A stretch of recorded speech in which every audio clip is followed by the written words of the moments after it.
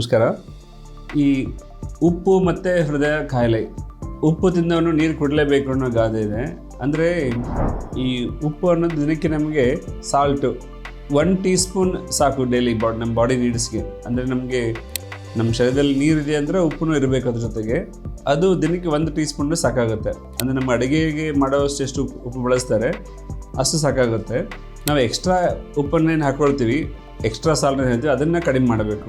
ಕೆಲವೊಬ್ರು ಇದ್ದಾರೆ, ನನಗೆ ಬಿ ಪಿ ಅಂದ್ಕೊಂಡ್ಬಿಟ್ಟು ಬಿ ಪಿ ಎಷ್ಟು ಜಾಸ್ತಿ ಆಗುತ್ತೋ ಅಷ್ಟು ಉಪ್ಪು ಕಡಿಮೆ ಮಾಡ್ತಾರೆ, ಬಂದುಬಿಡ್ತಾರೆ, ಉಪ್ಪೇ ತಿನ್ನೋದಿಲ್ಲ.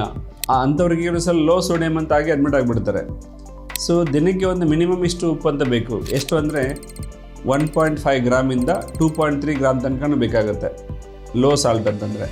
ಅಂದ್ರೇನು ಆಲ್ಮೋಸ್ಟ್ 1 ಟೀ ಸ್ಪೂನ್ ಅಂದ್ಕೊಳ್ಳೋಷ್ಟು. ಸೊ ನಾವು ಅದನ್ನು ಹೇಗೆ ಮೆಜರ್ ಮಾಡೋದು ಅಂತಂದರೆ, ದಿನ ಅಡುಗೆಗೆ ಎಷ್ಟು ಯೂಸ್ ಮಾಡ್ತಾರೆ ಅದು ಸಾಕು. ಎಕ್ಸ್ಟ್ರಾ ಈಗ ಪಿಕಲ್ಲು, ಪಾಪಡು ಅಥವಾ ಸ್ಟೋರ್ಡ್ ಫುಡ್ಡು, ಯಾವ ಒಂದು ಫುಡ್ಡನ್ನು ನಾವು ಪ್ರಿಸರ್ವ್ ಮಾಡೋಕ್ಕೆ ಇಡ್ತಾರಲ್ಲ ಅದರಲ್ಲಿ ಉಪ್ಪು ಹಾಕಿರ್ತಾರೆ, ಅದು ಕೆಟ್ಟು ಹೋಗಬಾರ್ದು ಅಂತ ಹೇಳ್ಬಿಟ್ಟು.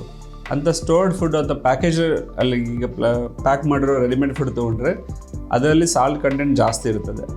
ಮತ್ತು ಈ ಫ್ರೈಡ್ ಫುಡ್ಸು, ಈಗಿನ ಫಾಸ್ಟ್ ಫುಡ್ ಅಂತ ಹೇಳ್ತೀವಿ, ಅದಕ್ಕೂ ಕೂಡ ಸಾಲ್ಟ್ ಜಾಸ್ತಿ ಹಾಕ್ತಾರೆ, ಉಪ್ಪು ಜಾಸ್ತಿ ಹಾಕ್ತಾರೆ.